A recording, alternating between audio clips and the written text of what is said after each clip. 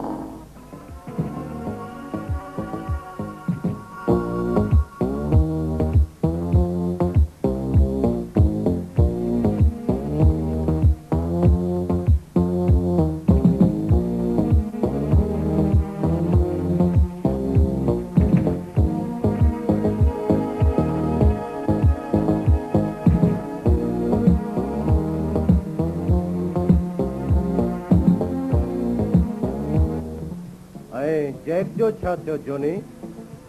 ओए सर, को जोनी जो जुनून कंदो आहे। शाबाश मिस रोजी। यस बॉस। तोखे अज मिस्टर ताफू के कहिड़ी भी तरह खत्म करणो आहे। हू अज तुंहिंजो मेहमान हूंदो। Okay boss.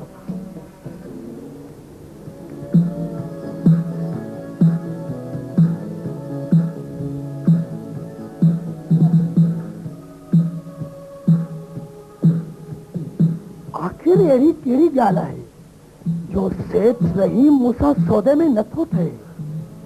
हू इंतहाई लालची ऐं बज़ो क़िस्म इंसान आहे। बहितर रहंदो तव्हीं हिन सां तालुकात ई ख़तम करे छॾियो। इन जो मतिलब त मां हुनखे लखनि रुपयनि जी मिल्कियत ईअं मुफ़्त ॾेई छॾियां? न न साईं, मुंहिंजो मतिलब इहो न आहे। मुंहिंजो मतिलब आहे अमीर रुगो हुकुम करियो।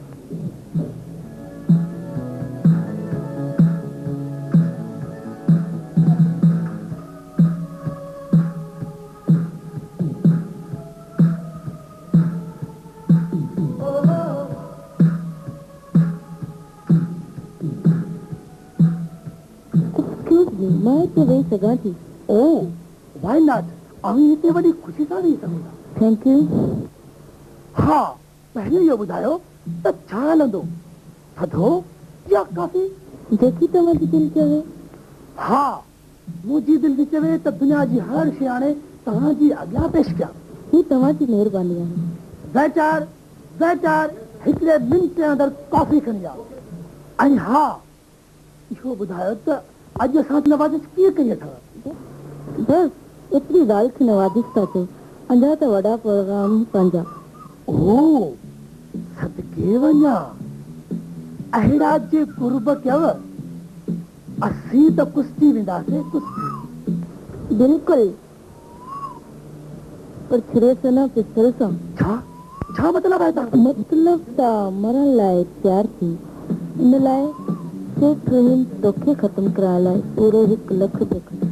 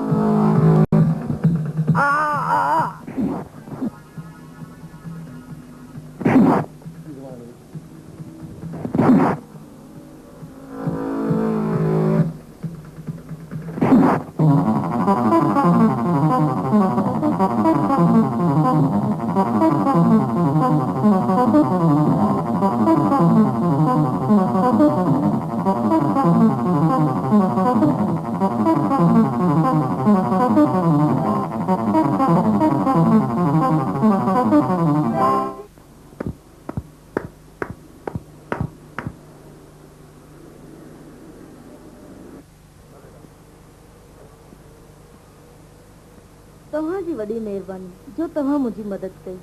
ही तव्हां जो इनाम। न दी, इंसान कंहिंजे कम अचण सां लही न वेंदो आहे। हूअं बि इहो मुंहिंजो इख़लाक़ी फर्ज़ हुयो, पर तूं ॿुधायो न त तूं आहीं केरु? मुंहिंजो नालो रोज़ी आहे ऐं मां मुमलट क्लब जी मुलाज़िम आहियां। ही मुंहिंजो कार, तव्हां उते अचो त मूंसां ज़रूरु मिलजो। हा, छो न ईंदासीं, बिल्कुलु ईंदासीं। Thank U. कीअं न ईंदासीं जिगर। मां मञा थो चाचा, तव्हां असांखे पढ़ाए लिखाए जवान कयो, पर छा असीं पंहिंजे माज़ीअ जो वरक विसारे छॾियूं? पाण सां थियल नाइंसाफ़ियुनि खे दरगुज़र करे छॾियूं? कहिड़ो ॾोह कयो असां जाबिर जो? असांजो पीउ, असांजी भेण, सभु कुझु त असां खां जुदा करे छॾियईं। पुट, मुर्शिद लाल लतीफ़ फरमायो आहे, सब्र जनी जो सीर तीर न गुसे तन खां। अवी सब्र करियो, ख़ुदा उन ज़ालिम खे पाण ई ज़लीलो ख़्वार कंदो। इहो त ठीकु आहे चाचा, पर केसि ताईं इन धरतीअ जा ज़ालिम मज़लूमनि जो रतु पीअंदा रहंदा? केसि ताईं इहे मज़लूम घुट जे घाणे में पीड़बा रहंदा? पुट, अवां हुनखे किथे किथे ॻोल्हींदा? असां हुनखे धरतीअ जे चपे चपे ते तलाश कंदासीं चाचा। मूंखे अवां ॿिन्ही भाउर जा इरादा हमाल जबल खां वधीक था मज़बूत नज़र अचनि। हा चाचा, असीं हिकु ॾींहुं पंहिंजी मंज़िल ज़रूरु माणींदासीं। पुट, भल अवां पंहिंजो दुश्मन तलाश कयो, पर हिकु ॻाल्हि यादि रखिजो, कमु उहो कजो जंहिंमें अवां खे को नुक़सान न पहुचे। ख़ुदा अवां जी मदद ज़रूरु कंदो बचा।